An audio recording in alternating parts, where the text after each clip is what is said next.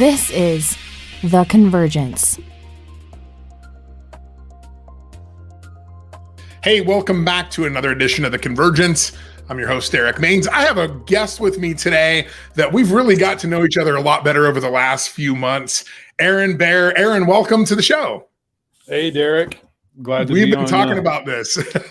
Yeah, glad to finally be here with you. So, Aaron, let's transition this a little bit to the project that we're working on, because we met a few months ago through a mutual friend, and we were starting on a project in this blockchain space. And you've really taken the bull by the horns on this thing. So I even feel like I need to get a little bit of education on what we're working on, because you've sort of taken the lead here in really creating sort of a venture studio model to help organizations bring blockchain technology into their companies. Is that a good summation of it, what I just explained? It is. What we did is, I look at systemic problems. I think you can kind of see it from my book, Exponential Theory, really talks about the big picture. And the fact you put a big map behind you on the, you're thinking about global stuff. Here I am thinking about cows being abducted by UFOs and Kool-Aid men. So we're a good blend. Your background is a lot more fun than mine. So I consider myself a really fun person. Actually, my only rule is have fun, but I also, for some reason, I got to figure out how to have fun and be taken seriously at the same time. There you go. You somehow manage that with your Emmy award-winning, art. Well, you're just going to keep bringing that up, aren't you? Just because I carried it around all Friday night with me, a drink in one hand and an Emmy in the other, doesn't mean that I really took it that seriously, Yeah. Well, I think of it as, as we look to the future and you talk about income disparities and all these different things is, my goal with Exponential Theory is to create 1 million exponential leaders. And part of that is helping them find problems that they want to solve. Web3 has a promise to help solve all these little distinctive problems, which there's lots of problems. The bigger problems, when you think about the bigger issues, is when I started looking at Web3 as a whole, and I started looking at all the venture studios out there, a lot of them are so focused on, and there's been so much money made from Bitcoin and from Ethereum that then rolled into altcoins, that rolled into DAOs, that rolled into NFTs, to NFTs, and that created these booms where the people that made the money were the people that owned the content or started the network. So the same as multi-level marketing. I was just going to say, isn't this the pyramid scheme of multi-level marketing? Totally. I mean, I don't want to say it's all pyramid schemes, but no, of course. The reality is whoever Satoshi is, is one of the richest people on the planet, whether they ever cash in or whatever, who owns and controls that. But you look at any one of these things and you look at some of the early creators, and I think, but that's the promise of Web3, because you can create your own little environment. And I think that's part of this decentralization, is if you care about something so passionately that you can galvanize a community around it. And I just use your Kool-Aid as an example. It's like, I'm going to actually increase the value of this picture just in this podcast here, because people are going to start offering. I want everyone to offer Derrick money for his Kool-Aid man into the wall. Please do. The bidding will start immediately after the episode airs. But I think it's part of, the world is, needs to figure out like what they're interested in. So right now we're galvanized by, joint group things, and it goes politically. Like if you're a Trump person, you're like, I believe in everything Trump says. Well, the reality is that's irresponsible, to believe in everything. And politics aside, he got a lot done. A lot of it, some of it I like, some of it I don't. I can say that about every candidate there is why would you ever put your eggs in a basket to say, hey, I believe in one thing of, whether it's Trump or whether it's Biden or whatever. You can't say that all is good or all bad. And I think that's the future that we're going to demand as we start to get more critical, as more information comes out and as we validate that information. One, it is that share button that is causing controversy with the world, is like all of a sudden your groupthink becomes, really about one thing. The Web3 world, as I saw it, is in the same thought process. It's like all the projects are fairly similar. So I went out and looked at all the different venture studios out there, and I started looking and seeing, is there interesting projects out there that we would invest in as this venture studio that we're launching. And we found a few out there. And what we found is the ones that get beyond, kind of the models of the past and start thinking about, how do I create equality? How do I create, when it comes to lending. How do I create more fair and equitable lending, but I do it in a validated way? All these kind of little solutions that you start thinking about how anonymity creates, but I really need anonymity, but I need to create trust. And that's where these specific networks that can solve those problems create tremendous opportunities in different areas of the economy. And leveraging this specific technology around blockchain, one, we could have a smart contract that we could, whether or not, in reality, and I know just from your line of work, there's been a lot of times where companies haven't paid you. Oh yeah. That's the nature of being a consultant, right? I mean, it just is. It's they'll pay you when they're flush with money. And I had a friend always say is make sure you get with the client when their money's at the top of the door, not the bottom of the door. But usually they're most in need when it's at the bottom of the door. Yep. And then they run out of money. And I think that's the panic of being a consultant that I have been for years as well as you. Yeah. But how could you create it so that you could create trust and that, maybe there's a way, right? There's a problem. Derrick, let's start how do we, we have a studio. Let's start something that puts money in escrow, a certain percentage insurance policy, put some smart contract terms around it. And then anytime I go engage with everyone, I can submit that. So there's a solution right there. And I can think of hundreds of solutions. Yeah. And the AI and machine learning, like how you apply it to different industries, is it'll solve bigger and bigger problems because it's thinking about the variables that you and I as human beings, our limitation, are not able to think about. And I think that's the beauty of where technology is at. It's actually going beyond what we're capable of. And right now we're really incapable of decisions, based on what we know, because there's such fictitious knowledge out there. It's not validated. So how do we figure that out? Well, I believe Web3 promises in quite a few different ways and literally hundreds of different business models promises to solve some of those issues because of ownership, because not one group owns it. All right, I want to chat with you for a minute or two about Central Business Development. They're my sponsor and underwriter here at the show, and I think it's important to spend a little bit of time understanding what they do, because if you're listening, you're probably interested in this marketplace and you maybe even have an idea. So one of the things I really like about Ryan and the team at Central is that they are really entrepreneurs. They aren't just a development firm that sits there and takes orders from big companies of, hey, we need you to build this out. They really are partners. I've seen this with them now multiple times. I've had listeners of this show that have reached out to them and created projects with them. I've had guests of the show create relationships with Central Business Development. And what they all have really found is that there's this great opportunity to be an entrepreneur with them, where you can approach them with an idea and say, hey, here's what we were thinking, and really get a jam session and a whiteboard session with these guys and figure out how do you take that idea and make it a reality if it's possible, or is that even an idea that should be considered in blockchain just yet? That's what I like about what Central does. So I would encourage you to check out centralbusinessdevelopment.com.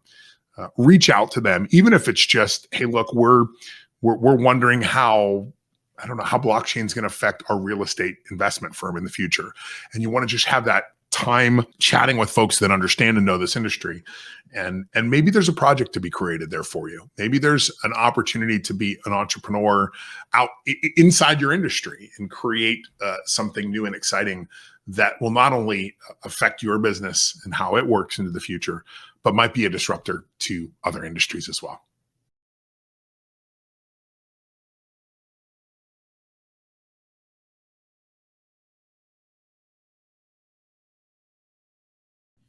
Yeah, that is powerful stuff. So let's talk a little bit more about that. So right now we're in the process of getting something off the ground, right? Which can help organizations, can help startups. I don't know. Are we looking at startups, or are we looking more for the established companies that really feel like they've got to put a stake in the ground someplace? So I've launched and been part of 4 different accelerators and incubator accelerators, and have looked at all the different models, have been through the Global Accelerator Network training and, been part of their network, as well as launch venture studios. And what I see the real opportunity is other venture studios need access to talent, to capital, and really to marketing and execution. And so what we've decided to do is really be a venture studio of venture studios. And we're going to do that both for other venture studios that have opportunities. We have some money at our disposal to kind of invest in these opportunities. Yeah. So strategic launch ventures, our goal is to go out and source deals. So we'll go out to our fellow venture studios and start helping them with those deals. We'll also bring talent, which is probably one of the biggest constraints that when I went out and talked to all these is, where's the talent? Globally, there's enough talent. We can help source that in a unique way. And we're actually building some blockchain projects around that to help Nice. the equitable sourcing of that.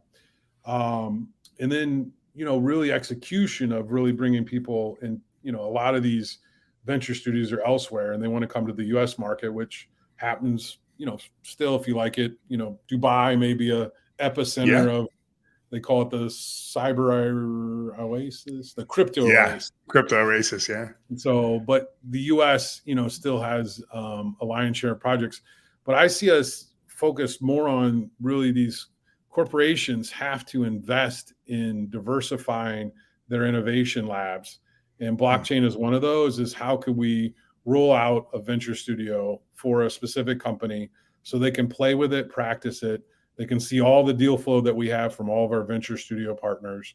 And so that we can scale our network of talent as well as capital, as well as, just sheer execution to a way that is unheard of. And I think of it as, this is this little part of the world. Like as I explained everything over the last, 40 minutes or so. Yeah. Is really looking at this part of the world and saying, well, people that are interested in the pioneers of Web3 that have made it and still want to be in this because they either made a lot of money because they stayed in it over the long haul and they didn't, all the people that lost money were only in it for a short duration. Yeah, short period of time. I'm going to get in and out and make a quick buck. And no industry is built that way. It is about the long game. And sustainable, right? Chapter in the book is the long game. And part of that is us, entering this market and thinking a little longer term is how do we become part of the fabric of Web.3? And that's what I want to lead is my role in helping advising this Web3, venture studio is really driving out, an acceleration to be part of a lot of different projects and then following on and finding, the acceleration of that capital, because there's a tremendous amount of capital on the sidelines that knows the space, that wants to be involved and grow this. They're looking for good opportunities. What they also understand is the real opportunity of Web3. And corporations now have started investing at a scale that's where I lead the business model is if companies really want to get into this, let's bring them the talent. Let's bring them even capital. We'll partner with them. We'll joint venture with them. We'll go solve problems with them. We'll educate their people. We'll put them through boot camps. All of those things exist now. We want to do that on a global scale to really weave together this fabric of Web3 so that when you look at the future, you start knowing where the tool set is to solve each one of these individual problems exponentially, like literally thinking is what's the biggest solution for each one of these industries. And that goes to carbon credits. It's a business that we're part of, really helping on a global scale. I mean, so there's all these different things that you start, how do you validate carbon credits? Well, you do it through the blockchain and you make sure they're certified. And we've built that as part of our venture studio engine. And I think what we're looking for is companies that want to learn more, that want to grow at an exponential pace because they're investing in technologies that inherently will take over. They have to have longer term vision, and they also have to be able to make the investments that they'll be able to see it through. But the exponential nature of that is their learning will actually put them in a position so they can take advantage of this overall. The few companies that really own Web 2 right now, and there's a handful of global companies that, are all have bounced over the $1 trillion market capitalization. They're all the ones that are in everybody's 401k and all those kind of things. So maybe you should balance your 401k tonight, because it is true. I mean, I believe that there'll be 50 companies like that'll be part of this next tranche of growth. Yeah. Because it's really thinking about every little area of the world and how we can actually use technology and not let it use us. And I think that's the departure that we look at when so few people controlled the flow to the money. Who makes all the money, the margins? Well, we know from big financial institutions. the things that crypto anarchy kind of promised, they're here. I think now it's part of companies like legitimizing that, which we've seen, back when Silk Road, when they I remember grabbed that. the $13 million of Bitcoin, which if they would have, Oh, kept, I mean, goodness, how much is it worth? But, they when could they probably even cashed pay their in, own bail now. They could probably get out of jail. They could pay their way out of jail. well, there's a few of those out there that are, waiting, that Yeah. have the money on the sidelines. And Well, I mean, isn't that interesting though, that a lot of some of those early on folks that use these technologies, once they get out of prison and cash these things in, because I mean, it was definitely a currency for the underground for a while, and people understood that, and they were entrepreneurs in and of themselves and recognized that. So who knows who's holding those wallets? We're going through this whole legalization of marijuana and decriminalization of these things. Yeah. I think every industry, and this is like, we can demonize anything that's new. Now we're actually realizing that some of these treatments with some of these, now that we've been creative and had, chemists, and there's real jobs and real roles, and we're professionalizing the marijuana industry, the cannabis industry. Now all of a sudden we're coming up with unique solutions that sometimes, okay, big pharma had opioids and all these other things that, right now we're always celebrated by doctors and everybody that's kind of solve problems. Well, they're our biggest problem now. So what we're realizing is, big pharma or big companies or these controlling nature, often don't have us in mind. And once you make profits, it's not that people are bad, I don't think, inherently at the core. It's that they don't know how to slow down the engine once it's going. Yeah. And I think and that's where Web3 has a promise to disrupt that. And I think to that point, there's consequences for slowing that down. Anybody that knows my background, when I worked in sustainability, my claim to fame at one point was I was under contract with Walmart, Exxon, and Monsanto all at the same time.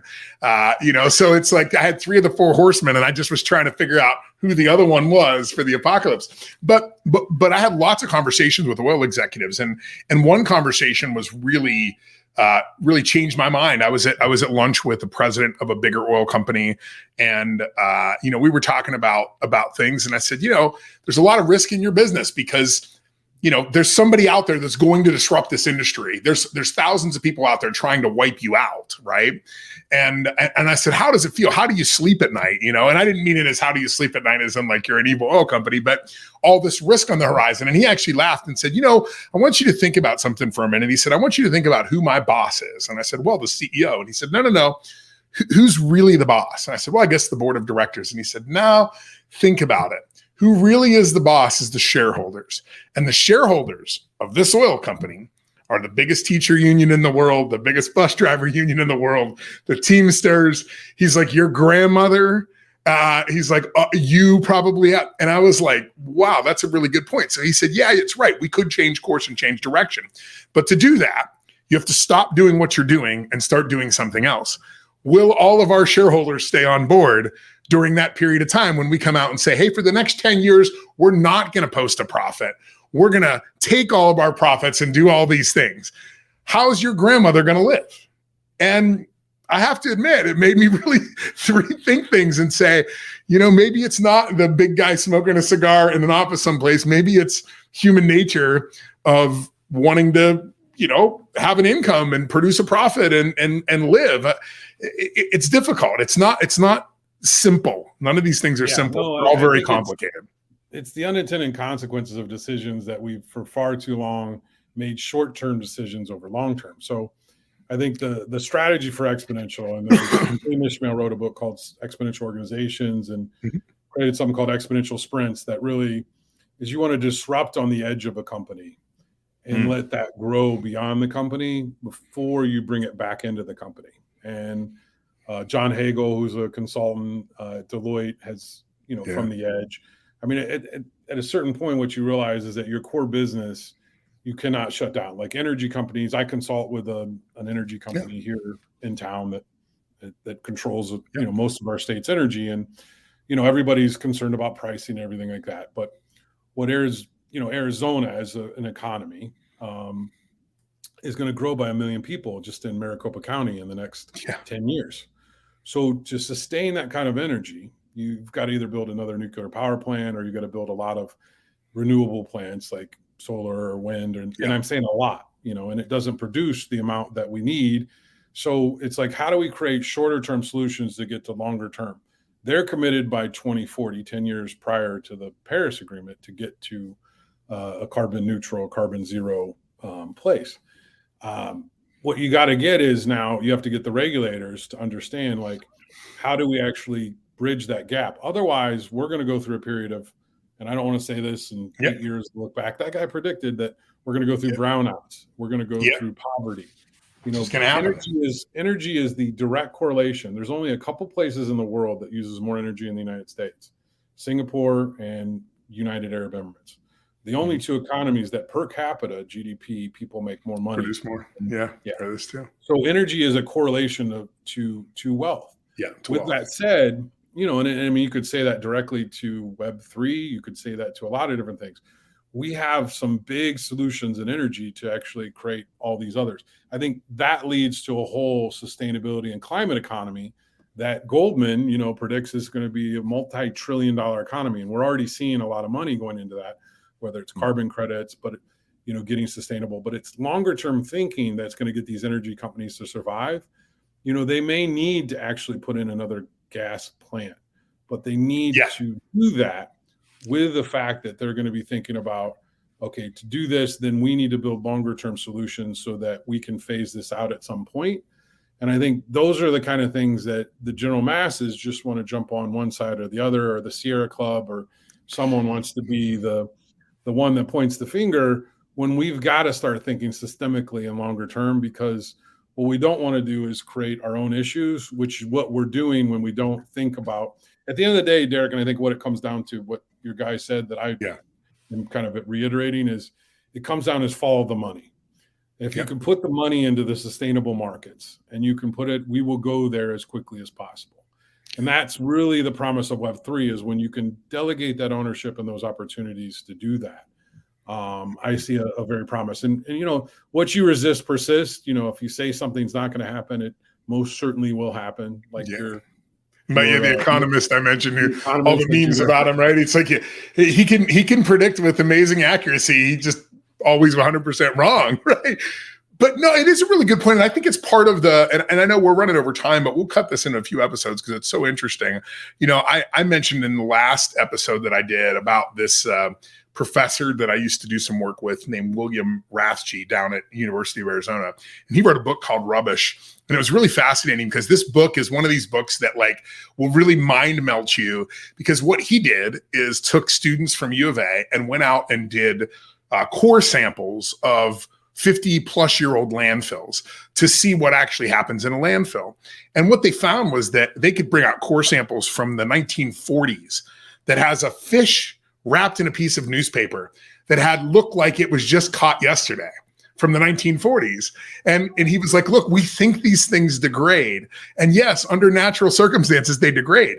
The least natural circumstance you can find is a landfill. There's no oxygen, there's no water, there's no sunlight. So he used to joke around and tell people, as this joke, he would say, oh yeah, the Egyptians had all sorts of plastics. And we know that. Now, all those plastics deteriorated thousands and thousands of years ago. But we know that because we have pieces of their paper that tell us that. And he would just do this as sort of this trick. And people would be like, really? And he's like, no, not at all. But the point is, plastic breaks down in 1,000 years. Paper can last forever. But we all think that paper is like this thing you throw away and it goes away. It's all about the circumstances. So the point there is, we've got to have this long game, right? We can't just think about things from a quarterly perspective, how this is going to affect, today or tomorrow. No, we've got to be thinking about the 7 generations down the line and saying to ourselves, what is the effect of this, in the future? And I think it's a great point to sort of even close on too, of we do have to change our mindset, and hopefully Web3 can do that. Yeah, I think, and that's a lot of those things, the 7 generations, and a lot of that's in the book, in my book, is, and it goes to, there's a company called Plastic Bank that has kind of reinvented like ocean plastics. Now Hinkle, which is a global consumer product brand, they've adopted Plastic Bank, and they bought basically plastic that's been taken out of the ocean and recycled and put into a form, and they pay a lot, actually a very high premium for that. Sure. But it's the goal that it actually helps some of these different economies like Indonesia and different places. They now are cleaning up their environment, because plastic has value to them, secondary plastic. So it's these systemic solutions to all these little problems that I think is the promise of this Web3 world, that all of a sudden, we're going to see not convergence, but we're going to see divergence to kind of create little unique solutions. And we're going to get more and more creative in solving those. And ultimately, I think, I used to say this about government, is government someday will be efficient. And people are like, what are you talking about? Yeah. Because it's going to have to be, because right now we've now, made it so that, government's going to have a hard time maintaining the debt that they have. So eventually it's going to have to be efficient. In that, every industry is now learning like how to use technology, not get used by it. And that's where I think all these Web3 solutions become quite unique when you start, validating the space and you start authenticating it. Almost the exact opposite probably of what the original crypto anarchists wanted from that. But it actually serves their solution exactly, is that it's decentralized. And I think that is the part of it. It's not to say that Facebook's not going to own a part of the metaverse, but it's not going to be the metaverse, right? I mean, and you're going to get a choice of whether you go there or not, and where you have your own little community or village, which right now you don't have that choice. No, you don't. And I love where this conversation has gone, because there's lots of different points I could bring out. We could talk for another 10 or 15 minutes, but there's just different things. Like you said early on, I don't think people are inherently evil. And I talked about how, some of these big corporations, we think, oh, it's the evil guy with the cigar smoking. But the reality is it's the shareholders in the end, right, that are doing that. But you are right. When we get into a decentralized decision-making, individual people are actually probably pretty good. And we've seen this. There's actually some viral videos of things like, LGBT rights, and going to somebody door to door, somebody who says, I'm opposed to all that, and having a conversation, somebody who is gay, and they're like, well, but not to you. I'm okay of the macro, but I'll help you because it's on a micro level. Maybe that's what decentralization really does in the end, is it brings us down to that sort of individual decision making, where we can't sort of throw our vote into a group and say, well, we don't like these people or we don't like these people, because we're faced with that reality right at that moment in time, and we have to make that decision based upon our own sort of moral compass, not standing behind some other sort of group or obligation. Well, I think I guess we'll see. Yeah, and that's the validation authentication, because it comes to, there's a book written by a guy named Paul Bloom that's called Against Empathy. And I always throw it out there as one of those thought-provoking books. But what Mr. Bloom basically his point is empathy makes you think about an individual, does not think about the system. So I can inherently have you care for one person, but if I can't have you think about the system, I'm not literally solving the problems. So it's kind of like the idea in political, like Plumber Joe, like let's paint a picture of some specific person. And that's where it's not that empathy is bad. It's just that it skews our decision-making to do what's best for all people. And I think that's where, because those are short-term decisions, is I can make a decision about one person, but how can I make a longer-term decision that I don't see or I don't benefit from? I don't get the psychic income from, investing in these things. We're required to do that. And I think systems wise, we're seeing companies actually, and I talk about it in my book, investing the money to start making these decisions. Even though, I do a lot of digital transformation with very big companies and moving to cloud and migrating, and, but every cloud provider, Azure, AWS, and Google, all have basically carbon neutral goals. And Microsoft has a carbon negative back to 1976. All that CIOs and CTOs weren't demanding that. But now we realize is that that's a nice to have, and they have to do it from the competitive landscape. What that means for the world is we're starting to think more system wise, and the money is following those, and we're willing to pay the money to be part of that. And that's why people are choosing these things and really growing with them. And that's all the exponential companies all have this inherently baked in their business model, because they recognize that they don't want to upset the few and they don't want to create the controversy. They'd rather be part of the platform and the solution. So these are all solutions to kind of systemic problems that they're getting behind. So it's an exciting future. Yeah, no, and I've never read this book. I'm going to pick it up. I actually pulled it up in my browser so I don't forget, because it is. I've actually been talking. I have a couple friends who we've been chatting about, starting sort of this little think tank and talking a lot about how so much of what we do in our society and our decision making today is actually completely and totally opposed to the evolution of the human species. Because the reality is we're here for one reason, because tens of thousands of generations of our species have made decisions that have put us in a place where we can be where we are today. And now for the first time ever in the last 50 years or so, we've started making more and more decisions that are counterintuitive to our own human evolution. And I just wonder where that goes, and that's really a philosophical debate there, I mean, we could go off on a tangent. I'll give you one more book. Yeah, great. I love it. Collective Illusions by Todd Rose. So what Collective Illusions talks about is that your private opinion is different than your public opinion. Yeah. And when I would go in and facilitate like boardrooms, and I'm talking of global companies, what you had to realize is what people's real private opinion was what they were willing to say publicly.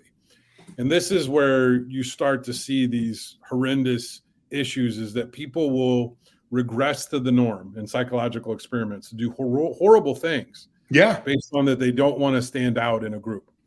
And Web3 and all these kind of ideas is, let's start standing out. Like, I mean, you and I think, have independent thinking around a lot of different areas, but we've done the research, we've done the fact finding. How do we help people actually do that so they're willing to stand up on not their opinion, but on the facts that they know? And the reality is the facts are not always the same from however they're presented, but how do you educate, to your think tank and to decision making? There's all these mental models that we can use, and there's ways to think bigger and more exponential. And I'm working on a next project called Exponential Habits, which is really around those ideas, is how do you actually think bigger to solve bigger problems?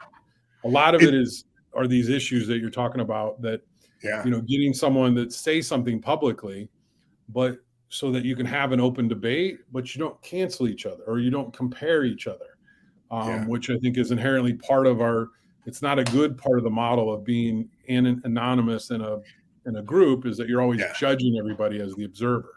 Yeah, it's so funny you say that. I'm literally going to show you all something there right now. This is actually an exercise I facilitate. I'm with Lego, but we have all these cards with different things on them, and what we ask people to do is we lay them all out on the table, and then anonymously we give them each 5 pennies and a little piggy bank in front of each one, and they can go in and they can vote for the challenges that they see inside their company. And years ago we did this with a company, and the top 3 votes were sexual harassment, nepotism, and embezzlement. This was like after 60 employees voted. Those are the top 3 topics. And we were sort of shocked, right?